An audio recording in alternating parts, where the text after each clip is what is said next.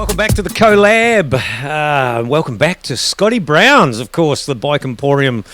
Big thank you to Scotty for letting us continue to run the Collab out of his beautiful emporium here, Buchan Street, Christchurch. While I'm on it, of course, a big thank you to all our partners that continue to support the Collab and helping bring some content to you. Of course, up behind me here, Tailwind Nutrition. When I do actually ride a bike, always like to have some Tailwind in my bottles. Jewel Eyewear. How cool are these? Look, I have actually got a pair of the new densities. These things are the hottest and lightest thing on the market. These things are so cool. Big thanks to Julbo making us look good, if nothing else. If all else fails, look good doing it, of course. And, of course, we would be without my beer of choice from the Lighthouse Brewery on Bath Street here in Christchurch, New Zealand. Fabulous, I tell you. Don't forget, of course, to like and subscribe to our YouTube channel, all of our socials, Instagram, Facebook, wherever you may be listening to this as a podcast, if that's how you're doing it. Episode number 3, and another amazing guest. Really interesting cycling story, actually. Of course, if hopefully you listened to episode 2, which was with none other than Mr. Scotty Brown himself, and we wound the clock back about how he got started in this industry and where he ended up and how we ended up at this emporium. But today, Milton Bloomfield, founder, owner, technical director of Dynamic Composites, is a Christchurch local who's been designing, innovating and pioneering cutting-edge world-class sporting equipment for over 25 years. Milton's products have been used to help win more than 20 World Championship or Olympic medals over 10 different sports. It's with great pleasure that I welcome Milton Bloomfield to the Collab, to a chair. Welcome, Milton. Thank you. We're here. I suppose we're here really to talk about Brazn bikes, and Sure. and that's what we've come to talk about. But I want to start the clock back with a little bit about you, about who is Milton and where you come from. So I suppose Dynamic Composites was the first business that you started. Yep. Where did you come from? Was there some engineering school base at university? Yeah, sure. So, I grew up as one of those kids that like to pull things apart and sometimes put them back together. Love my Lego. Sailing's my sport that I've done my whole life and the sport that I'm good at, and it's quite normal in that sport that you do need to work on or make your own equipment. So there was a lot of that. In terms of composites, I ended up working as a 15-year-old in high school holidays for the local boat builder Ian Franklin, and he was building boats that were world renowned, so kind of got a bit of a grounding in composites then. Finished school. Was interested in engineering and ended up studying engineering. Actually did my study at Polytech, a bit more practical based rather than a university. Yeah, so it's now a diploma. But it wasn't back then? No, it was a New Zealand Certificate of Engineering and Mechanical. So thrived at that. That was 93, 94. 95 I took the year off and went sailing. So around the world? Well, no, it was actually a trip it was sailing Olympic class boats, 470s, double-handed. So that was a trip, the Australasian summer and then to Europe for the European summer, and then came back from that and really had to make a bit of a choice about what to do in life. Olympic campaign, only one athlete or one team gets to make it. So the reality was that we were good, but not that good. So, then it was a bit of a, what do you do now? And that Dynamic Composite started at that point, doing under contract, making some parts for a boat builder in Auckland that was building the Olympic class 49ers skiffs. And that, one thing led to another really, and that's the whole story of Dynamic. Everything is one story leads to another story. So 1997 you started Dynamic Composites here in Christchurch. Now, rumour on the mill is it was next to a kayak and a bike shop, and potentially that then led to you making your own kayak and your own bike as early as back then? Yeah, so it was actually the third place that we're at. The first place was a little garage in Hillsborough. and then there was some time in Bromley, and then eventually I moved into Ferrymead, where next door was Riker Cycles, and next door to that was Top Sport, and got to know people on both. Yeah, Len obviously, and Craig Sharrett was at Riker. Yeah, right. So got to know those guys, and the first frames we did were actually mountain bikes. So Craig did race one in some rounds of the Nationals way back All those Sharrett boys have been pretty handy on bicycles. Yeah.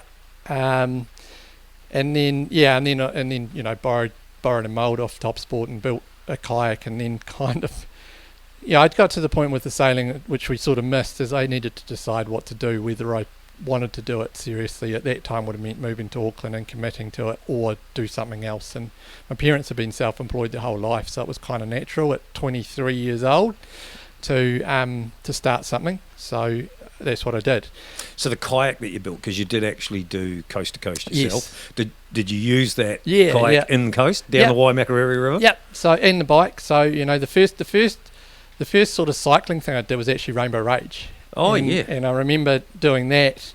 That's on a hardtail. It was 73-degree head angle and seat tube. It was just a road bike geometry. That's all mountain bikes were then. Yeah. 70mm travel head, Cannondale head shock.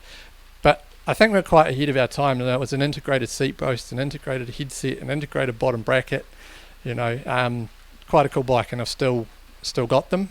They're still kicking around, sitting there. But yeah, so that was the first thing. And through some of the people that I met there, they sort of said, well, I had interest in doing coast to coast because I wanted a challenge, and they said, oh, well, why do something in 2 days when you can do it in one? So at that time, you were lucky that you didn't necessarily have to have done the 2 day before you did the 1 day. So I just went and did the 1 day. It's an interesting thing because currently at the moment it's actually back that way again, where you don't actually have to do the 2 day before you do the 1 day. I'm quite heavily involved in the Kathmandu Coast to Coast at the moment, and over the last few years.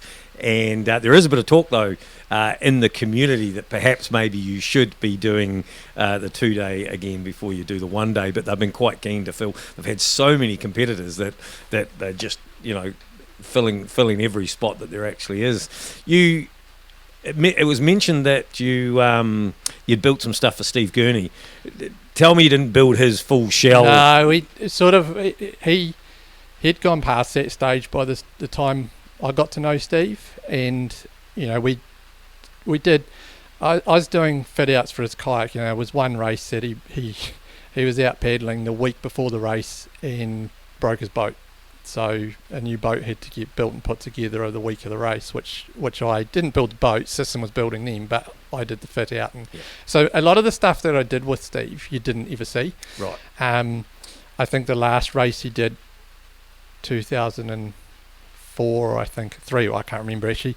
But we did a drinking system that was off the back of his seat, and that was the most obvious thing that I did with him. But I got to know him and his character. And it was good fun, it was really good fun. Yeah. But you've had actually a lot more success than, Steve Gurney was pretty successful at what he did, but you've had, like I mentioned at the start, some world-class, world championship, Olympic medals that you've been involved with. I guess one of the famous things would be the Sarah Ulmer bike. Yep. What was that, 2004 Athens or something? Yeah, Athens. So wasn't actually the first gold medal. Sir Ben Ainsley now, the British sailor, he actually used one of the laser tillers, which is the only part on a laser yacht that you can, that's free to choose what you use. Everything else is one design. It's got to come from the same manufacturer. So anyway, Ben used one of my tillers to win in Sydney. So I'm not going to claim. Well, that was our first gold medal. It is, but there was it didn't make him win a gold medal. So the 2003 Coast to Coast, I built a bike specifically for that, and I have an absolute disdain for bottle cages and bottles on bikes. So I'll get to that later with my bike review. So for that bike, my first Coast to Coast was 2002, of which I rode a road bike that I'd built. 2003, I built a bike specifically for the race, I only used one bike. So for the last leg, I did have some aero bars, but no fancy wheels, nothing like that. But I ended up using the down tube in its entirety as a reservoir, so all my fluid was stored in there, and the so with like the mountain bikes, the seat tube was integrated. So once probably half the people in Christchurch would remember Scott Miller. So that was my bike fit. So once we got that dialed in, I built the bike to those dimensions, so nothing was adjustable. So my seat was right on top of an extended seat tube, as you see now, but this is 20 years ago. And just under that there was a hole, so you put a tube with a funnel, filled up the bottom half of the down tube and the bottom and seat tube. There was a little plastic tube up the back of the seat of the down tube, which was a sight glass, so I could see how much fluid, and then essentially had a tube coming out of the head tube that had a bite valve on it, and you could suck the fluid that way. So do you still have that bike? Yep. That's an amazing piece of ingenuity way back, back Yeah. then, like that. You're right, ahead of your time, well ahead of your time, really, for when it's the internationals are putting so much money into stuff, and here you are in Christchurch building all this cool stuff. And so the reason I bring that bike up and sort of labour that point a wee bit is that year, the 2003 Coast to Coast, Cannondale of all companies sponsored an innovation award, which Gurney was responsible for, and I won it for that bike. So I didn't beat him in the race. In fact, I had a worse race in my second one than I did in my first one. But I won that, and then that was 2003, and literally in about September 2003, I got a phone call out of the blue, and it was, "Hi, this is Sarah Ulmer. I hear you build bikes." Wow. Do you know where that lead came from? I don't. I think it was from some of the Canterbury cyclists, the trackies, but I'm not certain. But anyway, that's sort of how that project started. So originally when she asked, it was like she wanted something New Zealand made. She was at that time riding a BT, which was the benchmark, Australian built, sponsored by Avanti. But yeah, she wanted something New Zealand made, but they weren't necessarily looking for performance. It was about the New Zealand made thing. So I'd never been to the track before. I'd never ridden it, certainly hadn't, but we got to go and spend some time and actually in Auckland, so that was the old concrete velodrome outside, in Manukau, I think.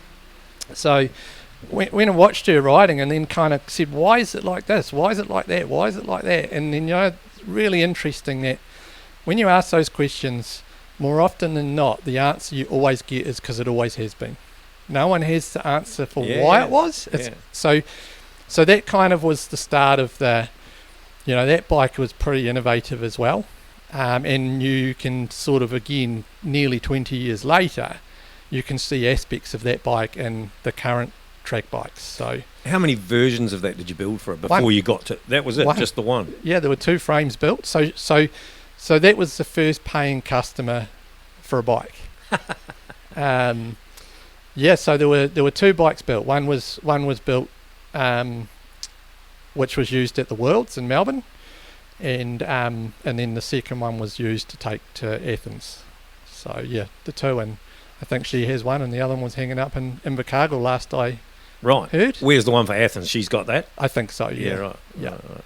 Amazing. And then you did some stuff with Hayden Ralston along the way as well? Yeah, so that in the track scene. Yeah, so after that 2004 one, actually the most interesting project that came out of that was in 2004. I got another random phone call. It was a guy called Glenn Martin, and he said he was working on a hovercraft, but that turned out to be the Martin jetpack. So, yeah. And we had another project that we did, which was for a hospital in Sydney, which there was a guy. It was medical imaging for dentistry. He was in New Zealand and at a conference and saw the story, and we ended up making this quite cool device for them for an X-ray machine there. So we did some, that was a 10-year project with the Martin jetpack. So we left before it really took a dive, but we were that's whilst the project wasn't successful, I'm still really proud of what we did in that. I don't think this is going down the rabbit hole, but why was that not successful, that Martin jetpack? Like, was it ahead of its time? Was it were we not ready for it, or could they just not actually make it work properly? I think it's right on the cusp. What I have learned over the years in some of these projects is when they're driven, when funding's the driver, decisions get made that so... Or lack of funding, is that? Well, when it's VC funding, which is what was funding that, there's a milestone you have to hit, and that's all that matters, Right. So everything's focused on that.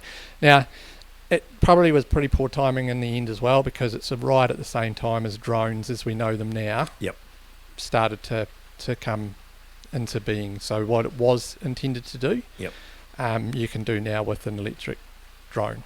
Right. Yeah. Right. The other thing, I don't know what part you built of that, but the Yike bike that was quite famous. It was famous here in Christchurch anyway, and there was lots of television coverage of that over the times and bits and pieces. But you had a hand in that somewhere. Yeah, so I think that 2005 or 2006, I can't remember, but we were introduced to that project, and at the time we were introduced to it, it was made of plywood, plastic, and aluminium, and obviously they had an interest. Prototype. Yeah, they had an interest in going composite, so we worked with them for several years on that, and again, a super innovative product and project, just in the end just missed the mark, so I never rode one. I don't know, I had the opportunity, but it just didn't something didn't excite me. It's funny how these things just continue to roll around and things, but in that development of that Yike bike, who was designing the shape and things of it? Was that you guys because of the composite you were putting in? It was a lot of the stuff we've done in those kind of projects is a collaboration, because you'll have mechanical engineers and you'll have design engineers that have studied and know all their stuff, but composites wasn't and still isn't really well taught at university, and that was one of the reasons that I chose the path that I chose, because I wasn't going to learn what I really wanted to learn any better at university than what I did the way I did it. So a lot of that stuff's collaboration. So it's kind of fun. You once you get out of the mindset of having to have a piece of metal that's a regular shape or a piece of whatever, and you say you design it, just go crazy, and then we'll figure out how to make it. And that's how that stuff works. So a lot of that it's a real collaboration. Well, let's I guess talk about the Brazn bike, because that's something of great interest in why you're actually here. The Brazn One, essentially your new e-bike, full suspension, full carbon e-bike. It's bright. and if you're listening to this on a podcast, check out our Instagram over at the Collab. There's some pictures on there already, and there'll be some more up of it along the next coming weeks of this. It's white and pink. You can't miss it. This Brazn bike is amazing.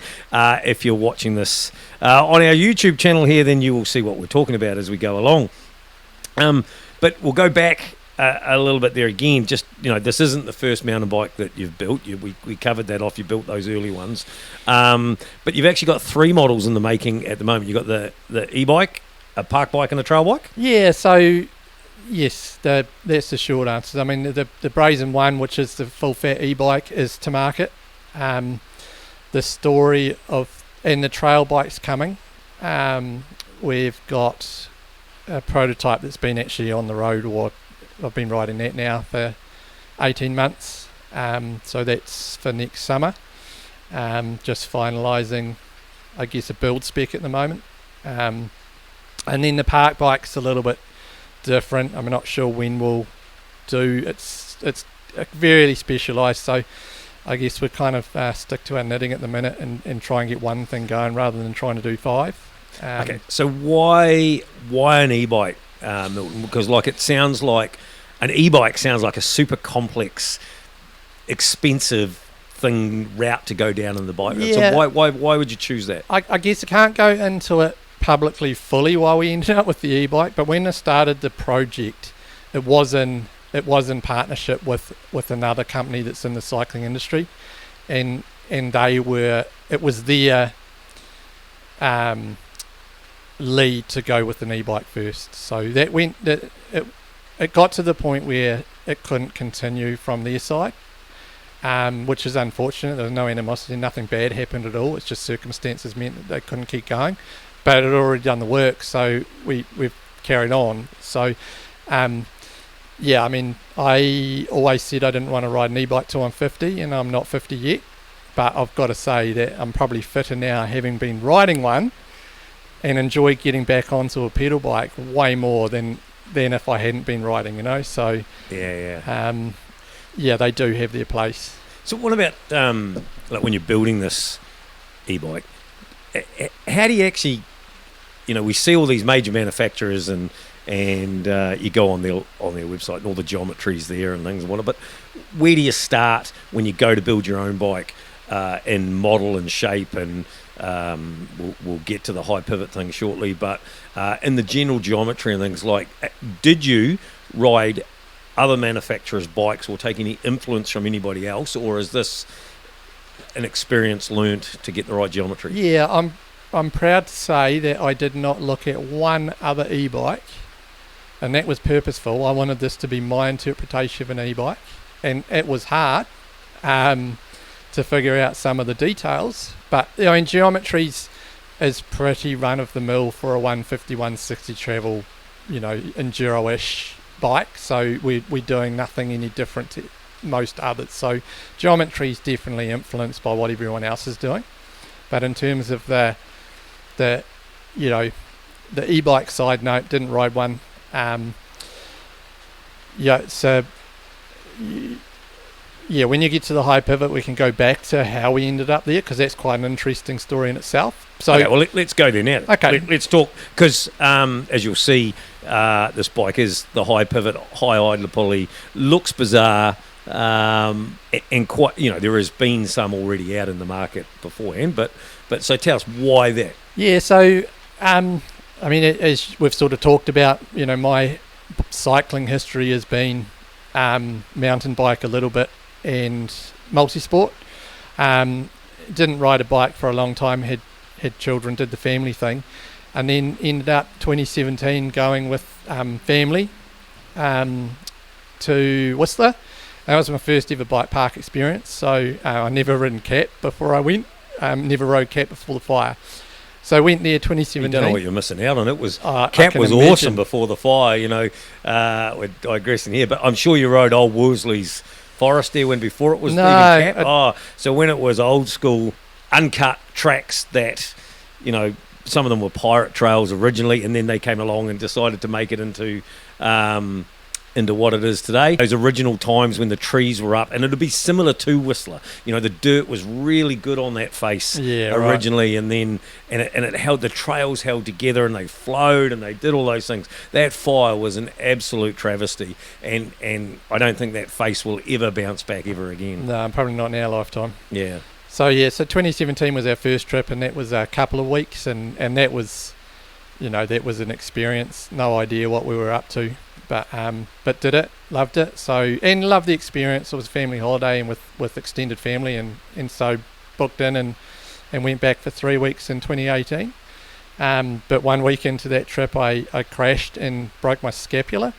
So whilst I was on the couch feeling sorry for myself, everyone else is in the bike park, but I still ended up working. There were 4 adults and 2 kids. Every day there was still work to be done on bikes. So, you know, and that's, so I had that time to think, what would I want to ride?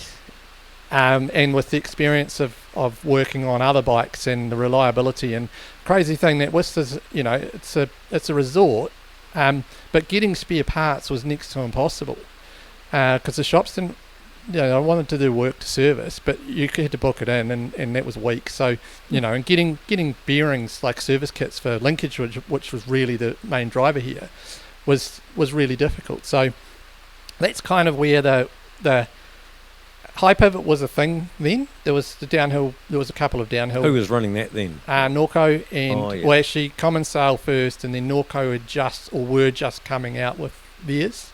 So, you know, so it's 2018 that we made the commitment to go high pivot. But as you'll see on the bike, you know, we're linkage-less. So that was an experiment on the first bike. I kind of looked at it and go, well, you know, again with this experience of reliability and complexity in some suspension designs. How simple can we go? So I asked for spring curves for an air shock, and manufacturers weren't prepared to give that. But I kind of sort of said, well, look, if we've just come from a coil shock that's a linear spring rate on a frame that's got a progressive suspension design, why not do it the other way around? So our design with the high pivot is a linear leverage ratio. There's no progressivity in the frame, so we look to the shock to give us that, and then you can tell us how it rode when you get to it. But it was an experiment, but I'm really pleased that I'm not a great rider, but that park bike, which is the one that's painted orange now, it wasn't when I had it, that's done over 80,000 vertical meters of bike park riding. Jeez. And in troubleless, so, and I left it at cap, and I know most of the guys and most of the patrollers rode it hard, right. But yeah, that was a bike that I say had that accident and had that time in 2018. When we went back in 2019, I took that bike, and that was when we started that was branded Zen. Obviously Zen was a brand that we started and used 20 years ago, but it doesn't really fit now. Well, actually, we haven't actually talked about that. So that's about. So Zen. So how did Zen come about? So Zen was actually the working name started as it always sort of was Zen, but it was almost pre-internet. It was it was just a cool sounding name at the time. Right. Nothing more, just a cool sounding name. Yeah, and cool. It wasn't that common because I guess it was really almost pre-internet time. So there wasn't the same exposure. And at the end of the day, it is associated with the Buddhist religion, and that's the that kind of sensitivity that around that's the major reason for changing. The PC will. Yep. Yeah, but it also wasn't. It wouldn't really fit what we're doing now either. Yep. So, and then obviously there was a hunt for a new name, and I wanted something that had the essence of that. So, you'll get the odd person sort of making a comment about the missing E. Yeah. But they're missing the major point, and that's the last two letters. Yeah. Yeah. Zen. The N and the Z. Yeah. So we are. Oh, NZ. Yeah, right. Oh, well, I missed that too. Yeah, so we haven't really pushed that hard yet, but that was definitely, freedom to operate, making sure no one else had a name like it, which they don't. Nope. And it was kind of cool to me that it had the Zen in it, and it's got the NZ in it, and we are Bold Brave Brazn our kind of tagline at the minute. Right. And you wrote it, and it is, so so that's sort of the history of the name, and I guess weren't very original when we came to choose the name of the first bike we did. One.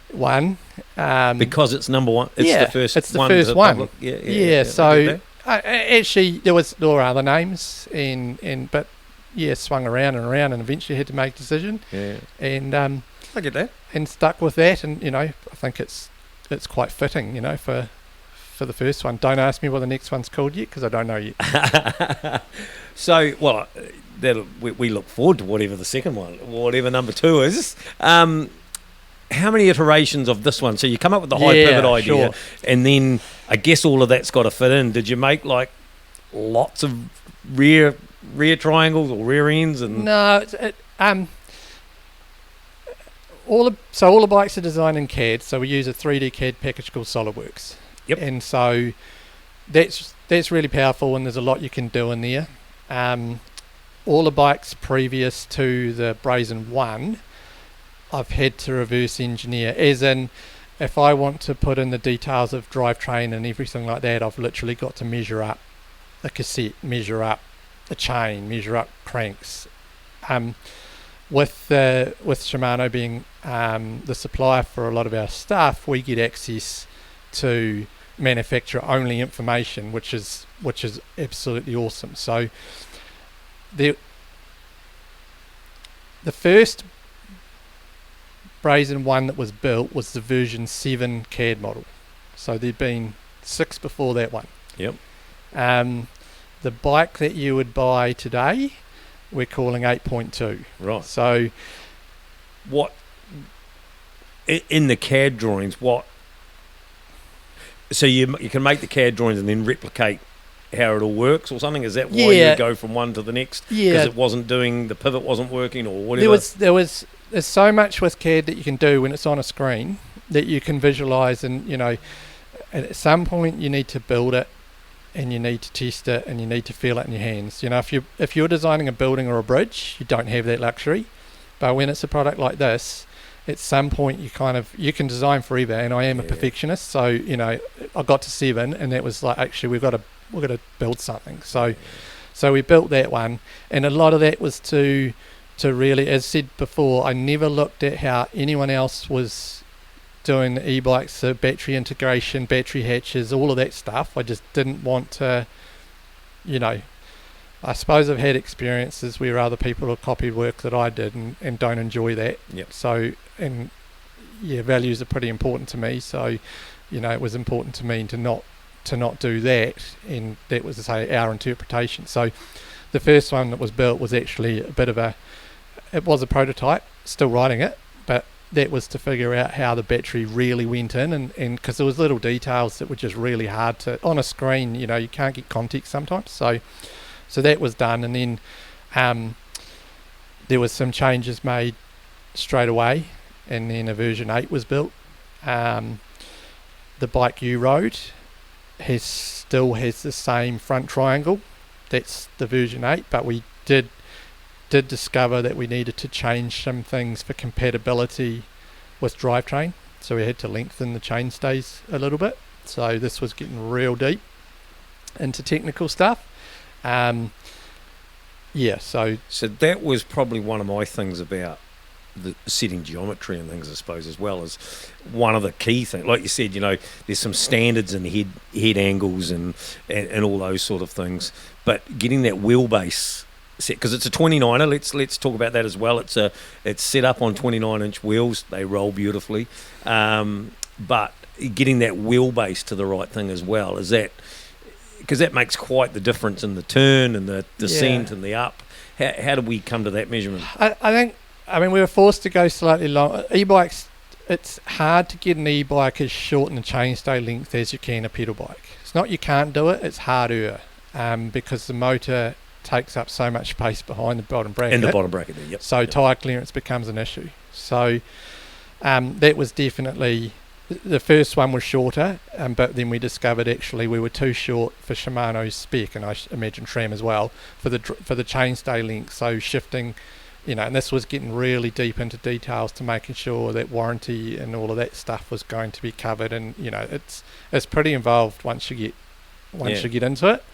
But I also felt that there's this tendency to go long, low, slack and shorten the back, and it kind of doesn't make a huge amount of sense to me, because I think you said in your text about balance, and you'll probably get to that, but why are you going longer in the front and shorter in the back? Because you're not moving your body, so you're kind of just putting the bike in front of you. So that was one of the reasons for not being too worried about ending up going longer in the back. And the other thing that was big thing, which, having never ridden an e-bike, I knew I was going to be able to ride stuff and climb stuff that I wouldn't normally. So instead of going crazy steep and making a really ugly bike in terms of seat tube angle, if you keep the back slightly longer, you've still got your weight forward of the rear axle when you're climbing steep stuff. So so that was another factor into that. We're pretty conservative in seat tube angle, but overall,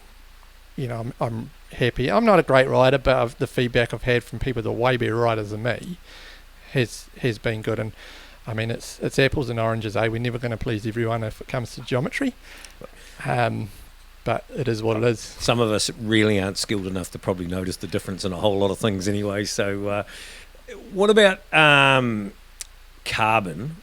For us that don't know much about carbon, I know enough to know that there's different grades of it and different types of it, and our manufacturers with bikes out here on the floor here at Scotty Browns will have in their spec list that they use whatever it is, type carbon and things. Yeah. how much did that play into the strength, the build, the light? How do you choose which carbon that is? And there's multiple questions here, sorry. Yeah, that's all right. But is the carbon that the top-end manufacturers use, is that readily available to a privateer? I mean, there's a really interesting story here if we shoot back to 2003. Sarah Ulmer's first bike probably ended up as a missile or some piece of the US military in Desert Storm, because the fibre that we had got, they weren't allowed to send us because it was defence restricted. Wow. So that's, yes, there's many grades of carbon. So I guess the simplest way to talk about carbon fibre is you start from, and this is where the marketing and the words can get really confusing for consumers. You start at high strength carbon. Well, carbon's all strong, but if you see high strength, that's standard modulus carbon fibre, or typically standard modulus. So modulus is the stiffness, so how stiff it obviously is, and then the strength is what it takes to break. With a bike frame and most composite structures, your stiffness limited. You're engineering to get it stiff enough. By the time you're stiff enough, you're absolutely strong enough. If you've done your job right as an engineer, that's the result that you'll get. So for a mountain bike, we stick with standard modulus carbon because we're not, stiffness isn't the same as when we were doing track bikes. That had the 6.8 kilo UCI minimum weight still on the track bike. Won't tell you where they hid the weight, but we just chucked ultra high modulus carbon at those things because those guys were just monsters out of the start. So just, I am going to go back to that just quickly. So is this a common thing in manufacturers in that track world or is it common in the road world that we're hiding weight inside bikes to bring them to UCI? I don't know. I imagine it must be, You were obviously. Well, we didn't. The bikes had to have weight in them. I mean, there was nothing illegal about it. But one of the cool things about that was because it's the frame weight, is it? That's the issue, no, or is it the overall it's the ride bike? weight. It's the same as a road bike. So, as you pick the bike up off the stand to go and ride it, 6.8 kilos. But for a track bike, that's quite heavy because you've got no brakes. You're missing half the stuff. No gears. So, and because they're starting in such a massive gear, when you get behind them and watch some of those big guys start, it's frightening seeing what they do to a bike. So we just chucked. It's kind of actually. We never talked about the engineering of the very first mountain bike, but at that time, a good frame was 2.5 pounds. Right. So that's literally what I did. I said, well, what's 2.5 pounds worth of carbon equivalent? And then put it where I felt it needed to be put. And that was the engineering, So, and that bike, that's actually the bike that Craig rode. And, he's pretty fussy with stuff like that. And he liked it. So that's we were all over the shop. But when you get to carbon, we've got access to everything. I mean, some of the work that I've done, like we've worked with Emirates Team New Zealand for the last couple of America's Cups, and that's the work that I do for them is stuff that's almost in the too hard basket for them. So they're amazing organisation and amazing skills, but they come from a boat building background, and so some of the really tricky stuff that we do is actually come from what we've learnt from cycling. Right. So is this in the detail stuff inside the boat? Or? Yeah, well, I mean, the most obvious thing we did for 2017 was the steering wheels, Right. So, and they're made with bladders in the same technology that a bike frame's made with. Right. Which no other team was doing. They were all making them in two halves and then bonding them together. And so back to the carbon. So we can get we've got access to and are using. So we're using standard modulus. So you'll get T things as well. You'll see T700 bandied around a lot. That's bog standard carbon fibre, But that's the marketing stuff that all the brands have to put a spin on, spin on. We were trying to sell the same thing, calling it something different. So, but essentially, it's carbon. It's the grade that everybody's using along the way within reason, but it's how you form it and mould it. Yeah, we're probably. I mean, you will be getting bikes out of Asia that are a lower spec of carbon than what we are using, which is T300. But it's not.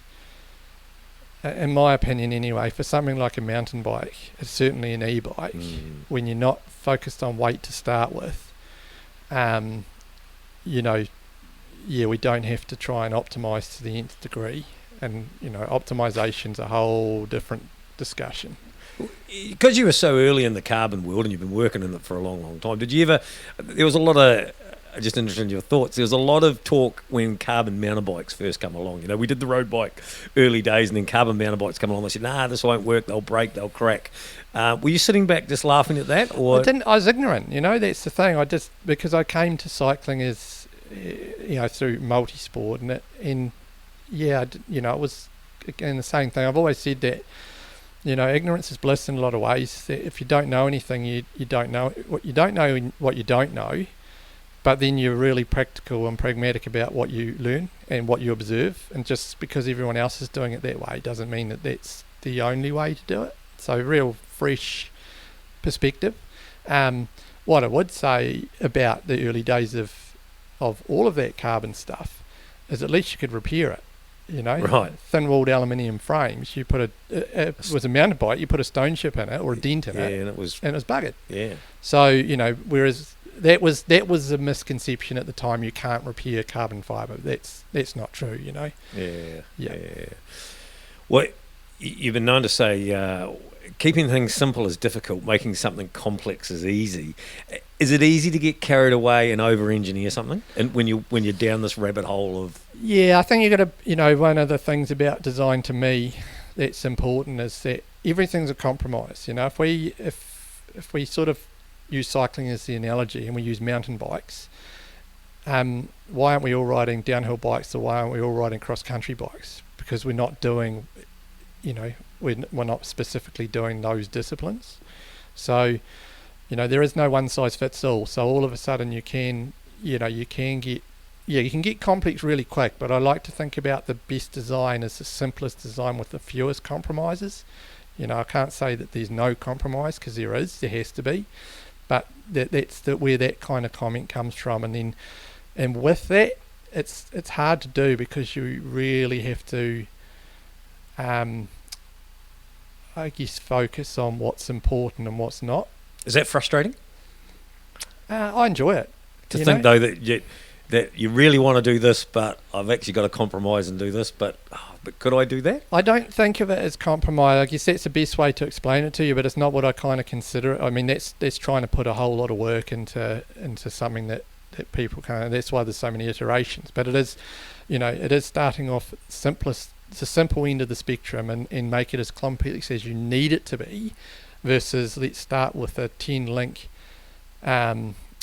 suspension design, and you know, and have it weighing a ton and creaky and flexy and you know, all of these things for the sake of it. And I think that's you know, we might, again, that's that Bold Brave Brazn bit, you know, we are simple in terms of what we're doing, in terms of the layout and the architecture, but we've done it in a way that with the right shock tune you'll get a great ride. And I think that's the thing. No one's got off any of the high pivots that we've done and hasn't said, wow, that's really cool. I love that bold brave Brazn. I love that catch line. Well, actually, just curiously, the rear swing arm on that, of course, it's linkless, but do I notice that it's got bigger bearings in it than what would normally be in a, and that's because you haven't got all the linking connectors? No, that's reliability. So it's just a pure design. Yeah, it was a choice, you know. So those bearings are the same size as you'll get in a bottom bracket. Right. So one, they're accessible, but two, they're, you know, what. Remember when everything was oversized in cycling, you know, and the next thing was it's oversized this and it's oversized now. Everything's kind of settled in a way, and it's sort of to a standard now. But that was definitely hit that with a big hammer and make sure we've got no, you know, the first bike had that size bearings in the pivot, and you know, I think it's got its second set of bearings in it now. Yeah. After this, you know, 80,000 vertical meters of bike park. But yeah, that was important to me. So is everything open world tested, not on a jig or anything like that? No, there's I mean, there's You don't have a fancy something that drops to break the carbon or to test the strength of the carbon that you see on all these television things? We do, but one of the things, there's nothing more frightening than hearing a piece of carbon break. Right. And if you're going to get on a bit of equipment that you've made, you never want to have that in your back of your mind. Right. So whilst there is testing done, of course there's testing done. Yep. But I can promise the engineering, if I'm going to get on it, yeah, no one else is going to have a problem, you know. And that's across everything that we've done, not just cycling, you know. It's a scary sound. So that first bike was built strong, and it's, you know, so that's still the recipe largely that's being used now. So there's been iterations, but again, that's, you know, the mono pivot, single pivot, it's harder to get the same stiffness in the back end than a typical bike that has two pivot points or attachment points of your rear end. So, you know, there's a decent amount of laminate in those parts to get the stiffness that we want. And again, coming back to that comment, once we've got the stiffness, we absolutely have strength. So, right. I mean, I'd be happy to smash it. I've seen the Santa Cruz one where they're trying to smash a frame on a concrete block, you know, be more than happy to do that. Yeah. If somebody wants to fund the building of a frame. Yeah, I mean, no, well, there's, you know, there's one of the things about composites that, you know, can really mess with your head is that sort of one day things work and the next day they don't in terms of process. So not once the product's out and you know, Dynamic Composites, which is doing them as ISO 9001 quality standard certified. So, you know, and given the work we've done in the aerospace, I mean, we didn't even talk about that, the last Top Gun Maverick movie. Yeah. The systems, not the ones in the planes filming the actors, but the systems that we used to film the planes from the outside. That was a company in Queenstown that built those. Well, that sold those, but the parts were actually made by us. Right. And designed by, the engineering had to be redone by us. So, in the last America's Cup, there's a really cool picture that's got the helicopter just above the water looking at Te Rahutai, and there's a picture of something we've made taking a picture of something we've made. Right, how cool. So yeah, so there's an aerospace element to what we've done as well, and right. You know, that's that is next level for compliance and things like that. So yeah, that's where a lot of that testing and things has been done. And we've done stuff, again, total tangent, we've done stuff in the Throt Over project that shouldn't have worked in inverted comments when you talk to the professors at university. So we've, you know, ended up doing summer projects we knew it was working, but to figure out why it was working. So yeah, there's a lot, you know, you've touched on it, it's 25 years or something now of experience and a lot of knowledge. So, but yeah, when I'm getting on something, I don't ever want to think there's a chance that it's going to break. Yeah. So let's talk about the demo bike that I was riding. And actually, while we talk about that,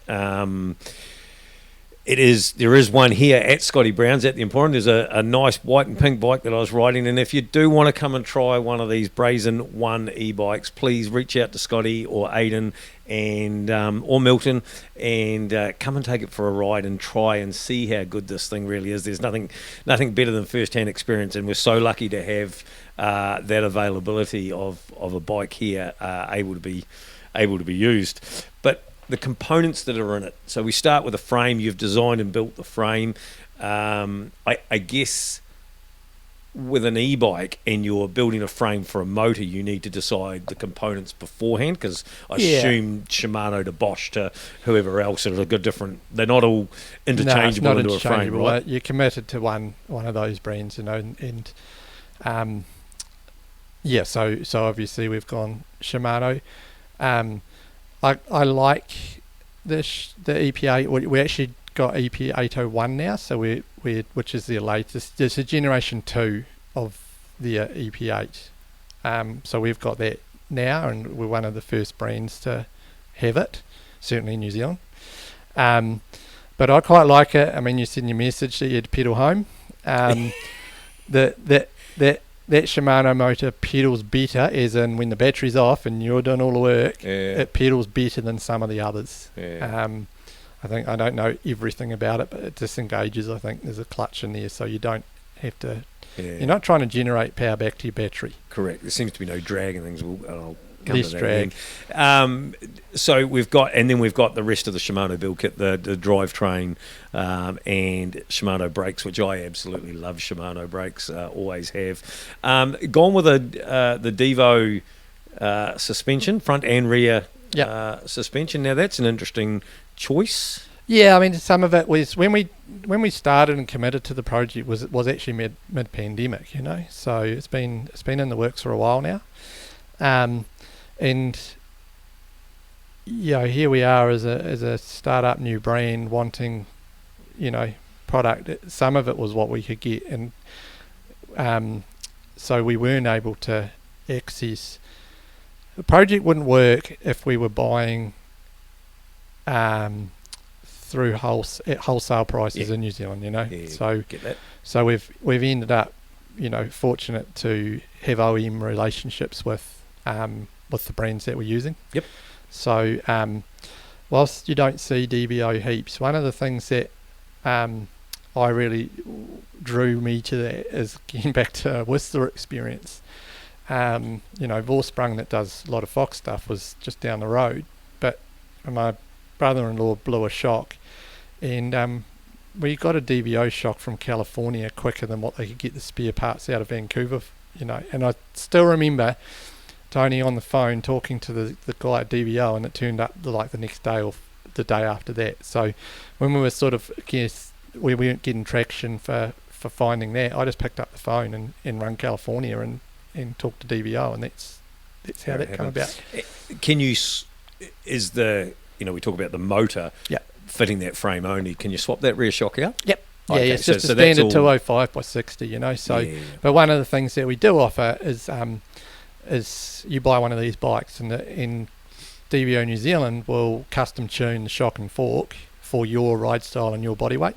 So that's a bit of a point of difference, and something that, you know, how often do we buy a bike and the first thing we do is start mucking around with suspension? I personally want to get it set like within the first, I'd like to say 5 minutes, but whatever, and then I don't want to touch it, you know. I just want to ride it. So that's one of the things that we're offering, which is you know, I think a real advantage, because if, again, with an e-bike you might get someone I've had someone riding our bike that's 140 kilos, right, and he's still, you know, he's at 295 with the 300 psi air pressure, but he's still on it, you know, and we're not looking for customers that size, but I'm quite happy for you know, I'm happy for Graham to be riding it, because he's given me some really valuable feedback and pushing the limits, you know. I mean, everybody knows Fox and rock shocks, and it's just in everybody's face, and we see it all over the interweb and the pros riding and things, but there are plenty of DVO, you know, on the World Cup everywhere getting used. It's just, I guess, just an unknown brand, right? Well, it's not an unknown brand. It's probably New Zealand's probably slow in the uptake. Yeah, I think that's exactly it. But what, you know, one of the interesting things,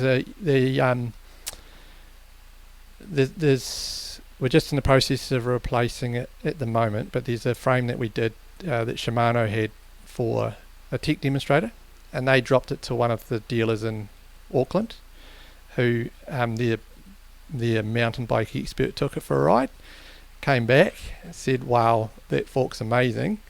I've just spent this much money on a name brand, and not a name brand, because DVO is still a name brand, on another one, and I can't believe how nice this fork is. And once people ride DVO, they'll all say the same thing, you know. We don't see it heaps at an OEM level, but at the time, I think given the size we are and what we're doing, being able to get sourcing product full stop was, you know, it was actually a really cool experience. The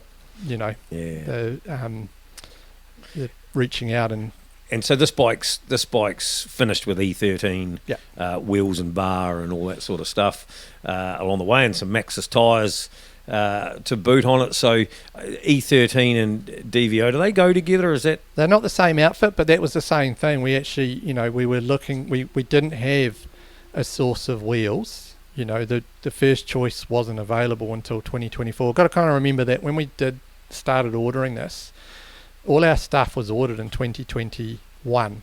right? And at that time, we understood Fox was 900-day lead time. Joyce. Never heard what SRAM was. Yeah. So it kind of, and you want tens of something. Yeah. You don't want thousands of something. Yeah. Just not interested. Old New Zealand story. So, little New Zealand. Yeah, so we kind of got to the point where, same deal, we had a bit of a roadblock with what we were going to do for wheels. And I had a bike that was spec with E13. The last bike I rode before I built my own was spec with it. I quite like it. So I just emailed them through their website, through the front door. Right. Looking for, and looking for a partner. And I've made a contact with a guy. I think he's in Canada. And nothing's a problem, which is just awesome because we couldn't have done it. Couldn't do the project without that. And we've had the same support with the companies that we do use in New Zealand, for Shimano and for Maxxis and also for our headsets and things. So yeah, I think we've done pretty well. Well, I'd have to say a big thank you to Shimano, or to Shaky anyway, who actually hooked us up along the way and got us to this point to have this conversation. So great that Shimano are been there with you and supporting you along the way and to get this. Yeah, well, again, it's we couldn't have done it if we couldn't have done it with the other main brand. Yeah, just the MOQ was way too big. Right. I mean, there was too many barriers, put it that way. We investigated it. We talked at the Asia Pacific level, but it wasn't a goer. So whereas it's kind of unique. There's been a few, and there is New Zealand bike brands. There always has been. I guess at the moment I don't know of anyone else building in New Zealand. But yeah, it's I think Kiwis look after Kiwis where they can, eh? Yeah, no. So, I suppose let's get to the Collab bike review, I suppose. Well, there's probably one bit I might just put in the high pivot, because we've talked it's high pivot and we've got the idler. Idler at the top. So the key thing about the idler and why an idler's in those systems is to stop the chain growth. So, yeah. But it's a really, really good platform for an e-bike, which you might have discovered. Yep. So, there's not many high pivot e-bikes yet. The bearing that's in the idler is an order of magnitude bigger than what you'll get in a pedal bike. We've already had to look at that pretty hard for reliability. But, that was, definitely by design, it's a good platform and believe it's a good platform for the e-bike.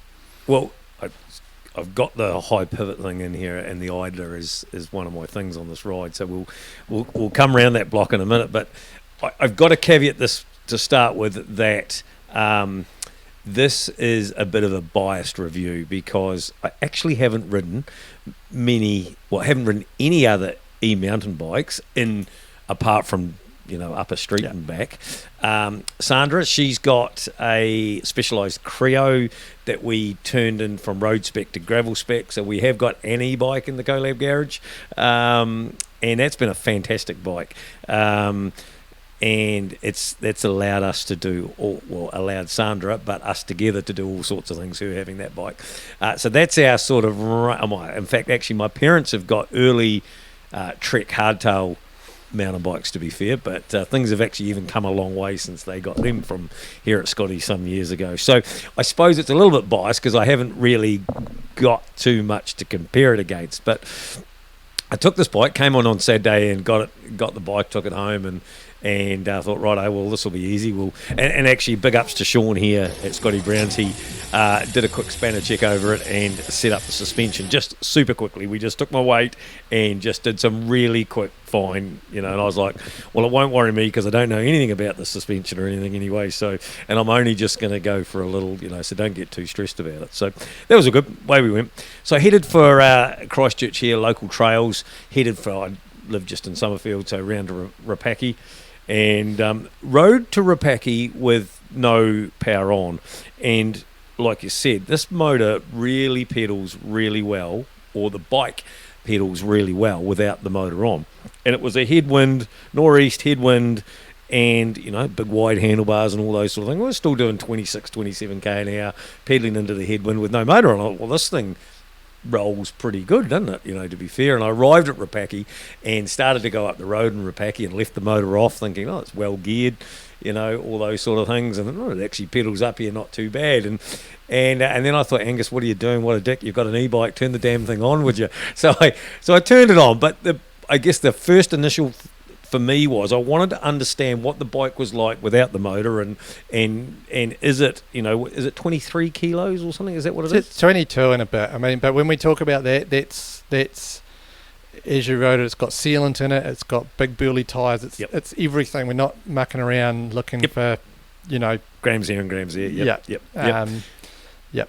So I just wanted to understand that a little bit as to how that actually was. So that was good. That was really good, to be fair. And so I headed up Rapaki, then up the new elevator track there, and heading to do a lap of Montgomery Spur, thinking that, well, this will be interesting how this thing goes round switchbacks. Again, in my head, I have this perception that this is a big 23 kilo heavy, big wide bar bike. There's what actual real, and just to go back, Milton, a little bit, I come from an XC background, and so I've got a 150mm travel lap a year in my shed that never gets used. Had it for years, it never gets ridden. My Scott Spark World Cup, which I've had since about 2017, the early versions of those, is my go-to bike. No dropper post on it still to this day. Although I did always say if I went back to the Walker 100, I would put a dropper post in it. But still ride an XC bike with no dropper post, old school almost, as if you say. But so to go to this big bike, I was like, this is going to be hard work for me because I'm used to being really nimble. Climb up the elevator for a start, and it just got it in eco, and it went round the first switchback like I didn't even really. I'd actually gone round the switchback and hadn't even thought it just hadn't registered. I was like, shit, this thing rides pretty good, doesn't it? So up through there, I played with the motor, the Shimano EP8, of course, on trail, and in fact it's almost dangerous on boost. So we were on sort of trail, and then between that and eco, and I did quite enjoy, though I must say, that when you get to one of those switchback, and sometimes if you're in the wrong gear or whatever, instead of having to muck around with the gear, you just bump it up another notch and give it a stand on the pedal, and it bloody pulls you out of that switchback nicely. So really impressed with its initial climbing, I guess the comfort of it while I was climbing as well, to be fair. I didn't, again, I hadn't actually even adjusted the seat post height from here. I was doing that on the dropper post because it's set slightly higher than what I needed it. So I was just inching the dropper post just to find the right spot for when I was normal pedaling, And so I carried on up there. I then thought, well, I'll go around Montgomery Spur. So, well, actually on that first bit. And as soon as I got some flow going on, I went, wow, this thing leans, it turns, it flows, okay. So round the backside of Montgomery Spur, once you've climbed up that front face, you go across the cattle stop. I actually hooked round into that little jump park that's there and things, and went, I probably shouldn't. It's not my bike. I've got an XC helmet on. I did actually put baggies on, so I didn't look totally stupid. No knee pads or anything like that. I probably shouldn't, but shit, here we go. Let's see what this thing does. So a couple of laps of dropping off that drop, thinking again, when I was going to exit that drop, I was expecting 23 kilos of bike to sort of plummet out of the air. Now, call me naive, call me inexperienced, I don't know. That was just my initial perception, but it just sailed off the jump. Right, it just sailed off the jump, and then from that section on, there's the nice next section of sweepy switchbacks and downhill flow. And I guess it's just inertia and motion, right? But once it's moving, it really is just as light, just as fun. And once I got my head around that, I was into it. That bike is, I said to you, I send you a text when I got home going, this is such a well-balanced bike. And it like I said, going around the switchbacks, it flowed, it went up and over things, wheels off the ground, wheels to the ground, way better than I ever expected. Like, way better than I expected. So I finished Montgomery Spur, boosted it up Rapaki. In fact, I must go to Strava and tell it that was actually an e-bike ride, because I haven't done that yet. Boosted it up Rapaki. That was quite a bit of fun, to be fair, although you do feel like that guy sometimes when you're riding past somebody who's struggling away there on an acoustic bike and you're just motored down. But I sort of just closed my eyes and carried on. Cross Vernon, Traverse was absolutely just a ball of fun. And, Traverse, you don't need a lot of pedal power anyway. But nice just to have it. The engagement of the Shimano motor was quite good, I thought. Again, not having too much experience with them. It certainly doesn't have any lag when you go to push the pedal on, right? So it just goes. Once I got across Traverse, I was like, well, what do I do next? Where am I going to go now? And I was thinking, well, the Horswell Quarry is probably where I want to go, but how am I going to get to there? And I actually haven't been doing much riding full stop lately, so like for months, and I certainly haven't been into Victoria Park for a long time. And I don't know what was with me, but I thought, I'll go down into Vic Park. Which was probably starting to get a little bit ambitious for me, to be fair, without having done a lot of riding on somebody else's bike. Anyway, in that, once you come off Traverse across the cattle stop and you get into those first sections of trees there, heading for the next cattle stop before you get down to Break Free and Sesame Street and things, in that section there, I actually come over. I was just flowing down there, leant round one over the corners. There's a big mud puddle. The front wheel washed out and I laid it down on the ground. I was pretty quick to pick it up and disappear out of there before anybody saw me with this thing lying on its side, but in a nice soft dirt patch. But down in through Break Free, Sesame Street and all those sort of things, I was blown away by just, again, like I say, how well balanced, how nimble, how easy it was to manoeuvre this bike down through there. I dropped out of there, then went back up Dyers and then headed out to Kennedy's. And I think this Kennedy's bit was really, I had so much going through my head in the early part of the ride, trying to understand the bike, trying to work out where to put it, how it would corner do all of those sort of things, that I perhaps hadn't 100% taken into the high pivot thing. But going down Kennedy's, where it's, I guess it's, quite rough down through there. I was getting down there, bombing my way down Kennedy's, bang, bang, bang, bang. Well, it wasn't bang, bang, bang. I was just dropping down there. And then all of a sudden the penny dropped and I went, it's quite quiet, isn't it? And that high pivot, that idler, no chain slap at all. That was really something that all of a sudden went in my head, went, man, this thing's quite like normal on all my other bikes. Normally you can hear the chain slap and you can hear the derailleur bloody banging and all those sort of things. So and this again, first time riding an e-mountain bike, first time riding a high pivot, high idler bike, and man, blown away, Milton. That was a lot of fun. I rode it into the Horswell Quarry, did a couple of different laps in there. In fact, Sandra rung to see where I was. I'm like, I just got one more climb I want to do, and just one more, because I was having such a good day out on this thing. And did one more lap, exited the quarry, got over the downs, just about to turn onto Cashmere Road, and the thing went flat. I was like, and the headwind was back, the nor'easter was ramming at me, and I was going down through there, and I was like, oh man, this is bad news. The thing's just gone dead up. Well, it had flashed up a bit earlier on, and then it went dead. But again, pedalled the thing home, gave it a wash, put it back on the shop floor. Nobody knows the difference. It's actually one of the changes that happened, and I say we went from that version 7 to the version 8, and then we've gone version 8 to first 8.1 and 8.2. When originally we designed it was going to have the 45 was going to be the biggest two sprocket on the cassette, and in the end they weren't supplied. We were supplied 50 or 51, so there wasn't enough clearance. And there was enough clearance, it wasn't hitting, but the what is your seat stay has a big hook in it to give better clearance. And one of the reasons that we sort of ummed and ahed whether we stayed with the lower ratio I think it's 1045, or the 1051, and it was for exactly that's those times if you have to pedal home, you want the 51. Yeah. So yeah, that was one of the changes that was, forced on us by what was available after what we designed. One of the key things, I guess, about the high pivot is that they descend really well, right? Yep. This rearward axle path and that.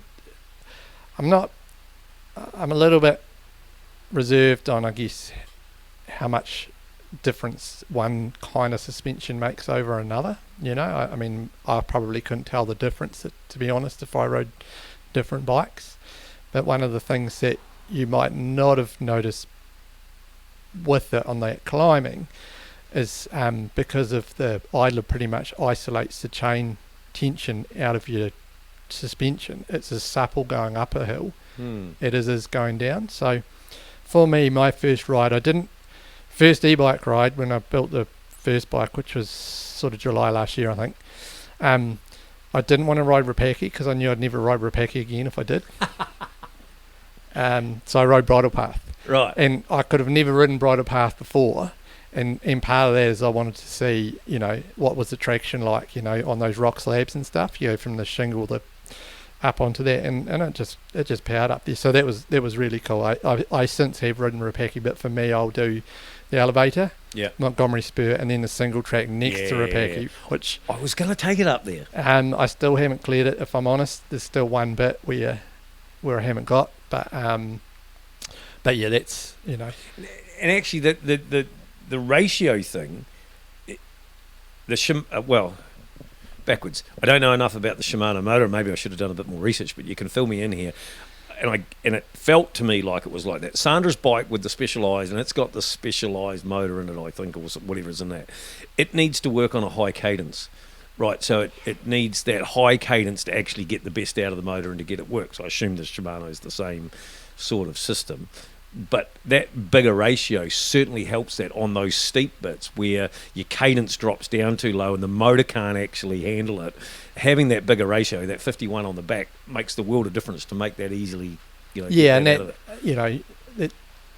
I guess one of the cool things, and it's not just Shimano, it'll be all the brands, but there is tunability if you get into the, into the app. There's certain, you can adjust the assistance whilst you still have the 3 levels. You can dial them in to be what you want in those 3 levels. But probably the other thing, we were talking about the DVO suspension, and I said we briefly set it up. I will agree, it was beautiful to ride. Again, the whole bike had a lot going on, so really hard to pinpoint it. But I never had any kickback, or on the few drops that I dropped off and bumps that I went through, I never got any kickback. And I know we could have fiddled with the rebound and all that sort of stuff a whole lot more yet, but and then climbing up over things and just slowly going down, very supple, very responsive, I suppose, and like I said, it could do with a whole lot more tuning yet, but all in all, I was impressed. I mean, a lot of that too is one, you shock, but is actually two, that high pivot architecture. There's no pedal kickback, because one of the quite cool things you'll see with high pivots, they'll let the air out the shock and then put it through the full compression, full travel, and the pedals don't move, cranks don't move, because all of that movement is taken out. The idler moves, but the chain doesn't move, so your cranks don't move. So that's one of the really cool things about a high pivot. With that, is there is no pedal kickback. So when you are used to, I guess, a cross-country bike that's very heavily weighted towards performance pedaling, you do compromise how the suspension, I guess, works, and you're likely to get a decent amount of kickback, because they'll get the anti-squat, where they sort of sit and pitch the bike at. So again, that's sort of one of the it's not accidental by any means, but it's one of the it's one of the aspects of that high pivot that I think suits an e-bike really, really well.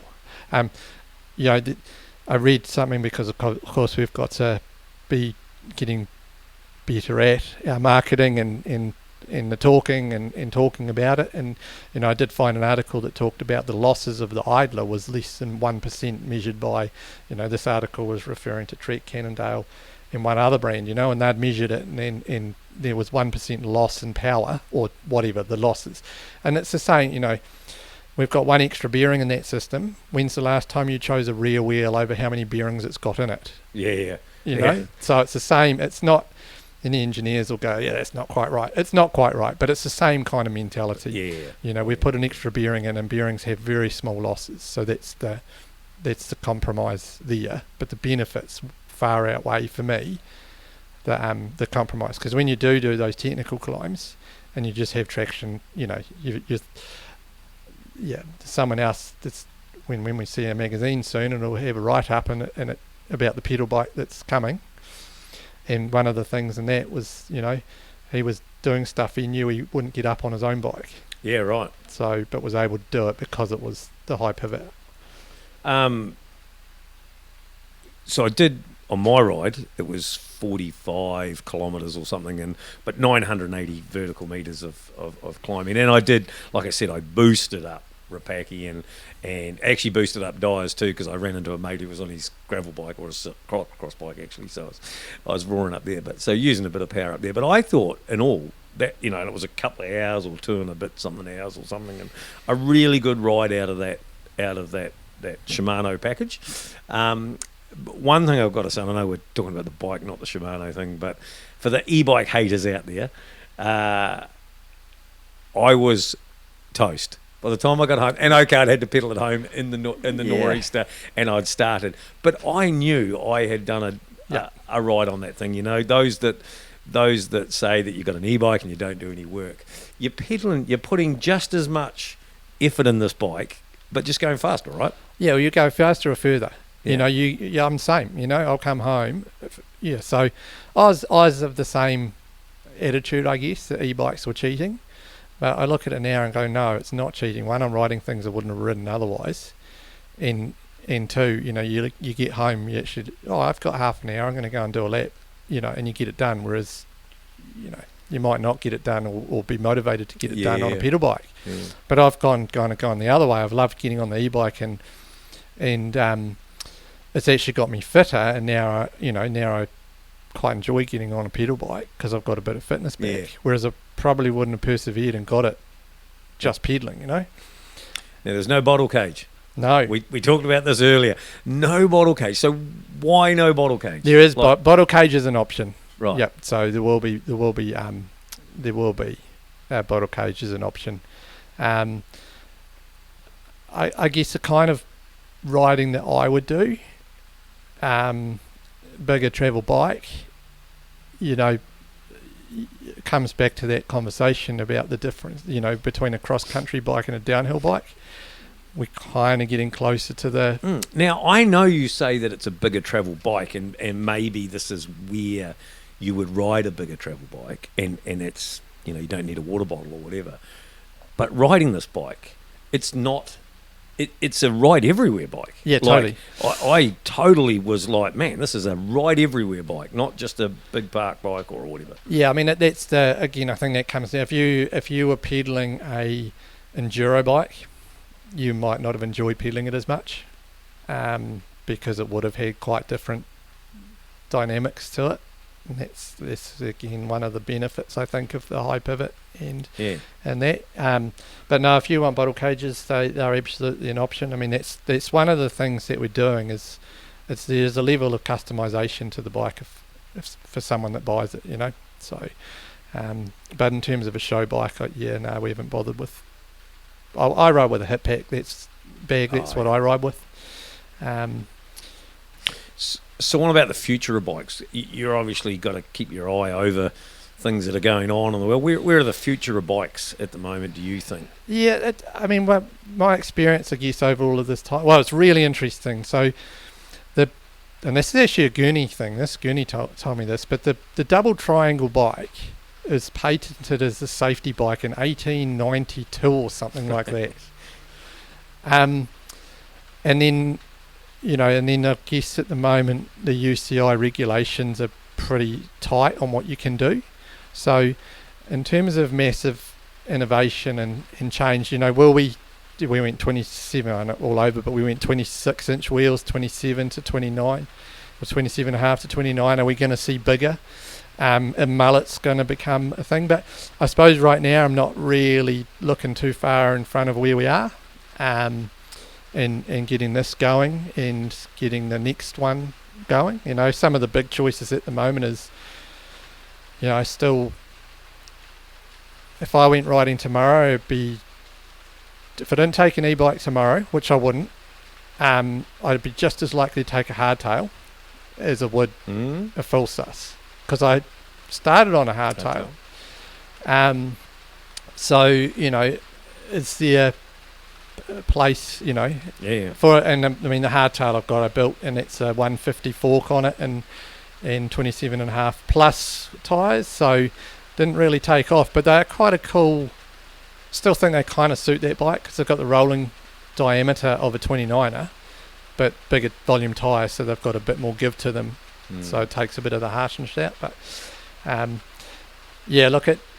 we did years ago. We looked at a project quite seriously around triathlon bikes because they're not triathlon's not, or Ironman is not UCI. Yep. So there's some quite cool stuff that you could do there around aerodynamics, but everything's aero driven. I mean, that's one of the things that we learnt with the track stuff is, in rough numbers, the bike and the wheels and the bike as you ride, it's 30% of the drag and the ride is 70. So, but reducing drag in the bike's free, reducing drag in the athlete gets harder. Yeah. So can Brazn become a household name? I don't know that. Or will it become a name synonymous with mountain bikers, that mountain bikers will know, hey, Brazn? I hope so. I mean, we really, no, I think we are mountain bike focused. I haven't ridden a road bike forever. I think we'll stick to our knitting. We're not going to, we're not going to have a million models. Keep it simple. And I mean, it's a little bit of an adventure at the moment. Just, I've been doing the same thing for so long. Just having